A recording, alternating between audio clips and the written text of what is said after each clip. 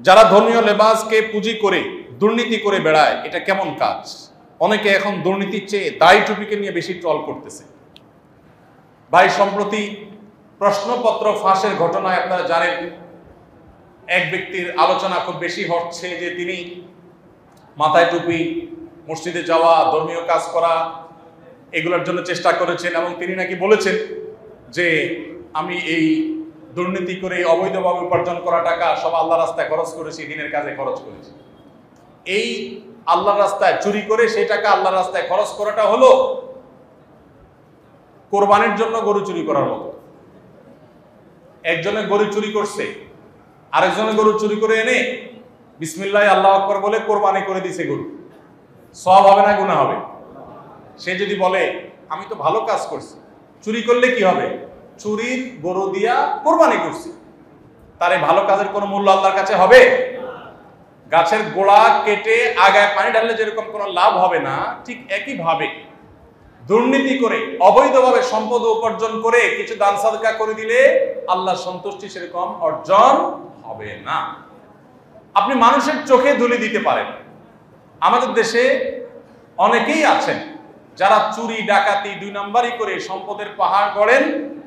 এরপরে একটা বয়সে এসে রিটায়ারমেন্টে যাওয়ার পর বা একটা পর্যায়ে এসে মসজিদে, মাদ্রাসায়, মাহফিলে হুজুরদেরকে, আলেম ওলামাদের, গরিব দুঃখীদের দান সাদকা করে তার একটা ইমেজ তৈরি করেন এলাকাতে। হাজী সাহেব, গাজী সাহেব, টুপিওয়ালা সাহেব, জুব্বাওয়ালা সাহেব, উনি অনেক সাহেব হয়ে যান।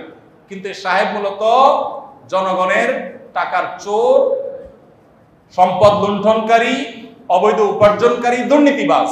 কিন্তু তিনি তার একটা ফেস মানুষের সামনে তুলে ধরেন, তিনি দানবীর। তো তার এই দানবীরতা দেখে, দানশীলতা দেখে সাধারণ মানুষ বিভ্রান্তিতে পড়ে যান, তারা তাকে ভালো মনে করেন হয়তোবা, কিন্তু আল্লাহ তাআলা তার প্রিভিয়াস সকল হিস্ট্রি জানেন না। তো এই সমস্ত দান সদকা করে মানুষের চোখে ধুলি দেওয়া যেতে পারে, কিন্তু আল্লাহকে কোনোভাবে বিভ্রান্ত করার সুযোগ নেই। আল্লাহ সবকিছু জানেন। বিধায় যে আল্লাহর কাছে শাস্তি এবং পুরস্কার, যে আল্লাহর কাছে জান্নাত এবং জাহান্নাম, সে আল্লাহকে কোনোভাবে এই দুর্নীতির টাকা দান করে খুশি করার কোনো সুযোগ নেই।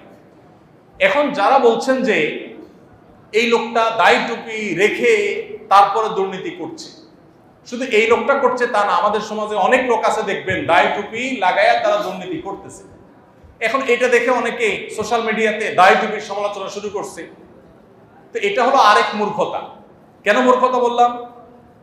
দেখেন, 10 টাকার নোট জাল হয় না, 1000 টাকার নোট জাল হয়। যারা টাকা জাল করে 10 টাকার নোটের জাল করে? কত টাকার নোট জাল করে? কেন 1000 টাকার নোটের জাল করে? এটার ভ্যালু অনেক বেশি। যেটার ভ্যালু বেশি ওইটার জাল হয়, যেটা ভ্যালু কম ওইটার কি হয় না। দাড়ি টুপির ভ্যালু বেশি দেখেই তো চোর ডাকাতরা ওইটা নকল করে। দাড়ি টুপির মর্যাদা বেশি দেখেই চোর ডাকাতরা সেটা নকল করে।